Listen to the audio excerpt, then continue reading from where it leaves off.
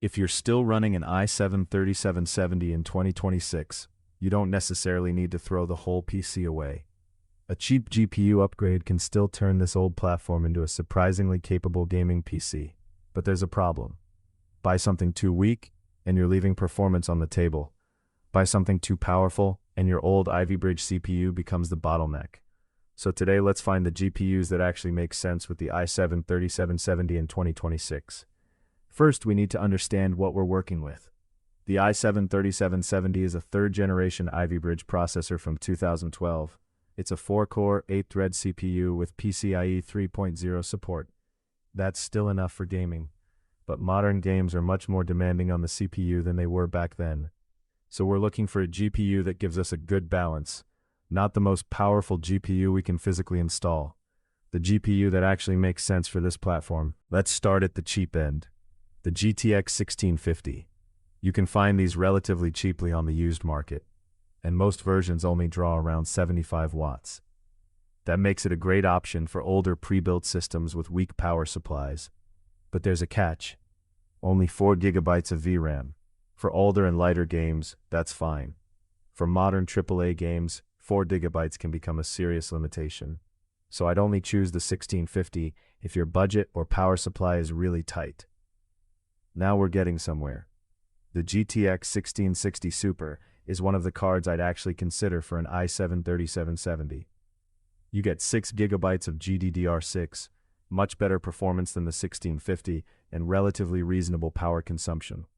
It also has a very good NVENC encoder, which is useful if you want to record or stream. The downside, 6 GB is starting to feel tight in some newer games. But for a budget 1080t gaming build, this is still a very interesting combination. Then there's the old GTX 1070, 8 GB of VRAM, a 256-bit memory bus, and still plenty of raw gaming performance. The problem is age. You're buying a Pascal card from 2016. It also uses more power than the 1660 Super. So if you find a clean 1070 at the right price, it's still interesting. But I wouldn't overpay for one just because it has 8 GB.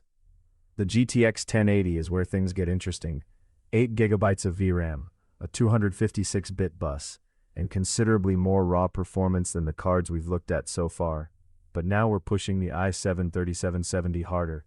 In older or GPU-heavy games, the combination can still work very well. In modern CPU-heavy games, however, you'll start seeing the age of that 4-core processor. So I wouldn't call the GTX 1080 a bad pairing. I'd call it a card that needs the right games and the right price. And we're not even at the interesting part yet. Because the next few GPUs are where the question changes from what can the i7-3770 run to how far should you actually push this old platform. If you're enjoying this kind of real-world PC upgrade content, subscribe. Let's keep bringing these old PCs back to life. Now we get to my favorite feature upgrade, the RTX 2060. This gives you 6 GB of GDDR6, hardware ray tracing, tensor cores, and DLSS support. And unlike the older GTX cards, you're getting NVIDIA's RTX feature set. But don't buy it because you think DLSS will magically remove your CPU bottleneck. It won't.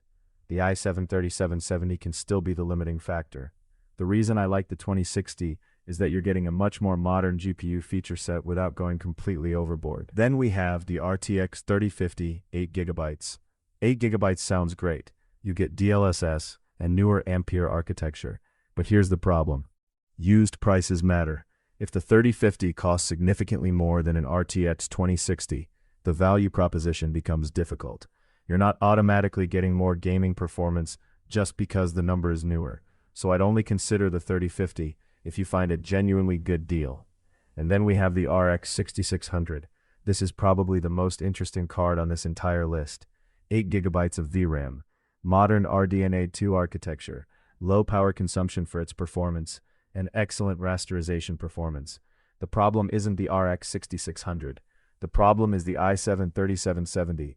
In GPU-heavy games, this combination can work surprisingly well, but in CPU-heavy modern games, that old 4-core processor can hold the RX 6600 back.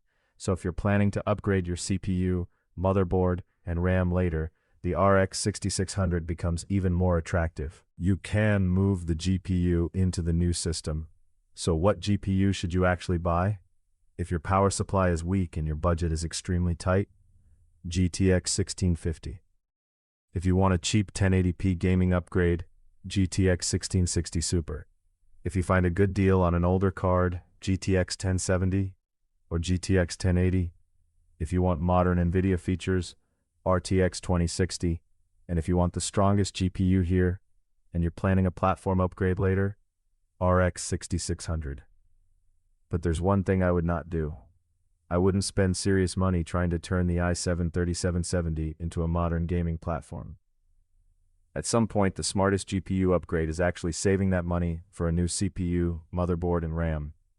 The i7-3770 may be old, but it's definitely not useless. The key is pairing it with the right GPU, instead of throwing an expensive graphics card at an ancient platform. If you want more real-world PC upgrade guides like this, subscribe. And if you're still running an i7-3770, tell me which GPU you're pairing it with.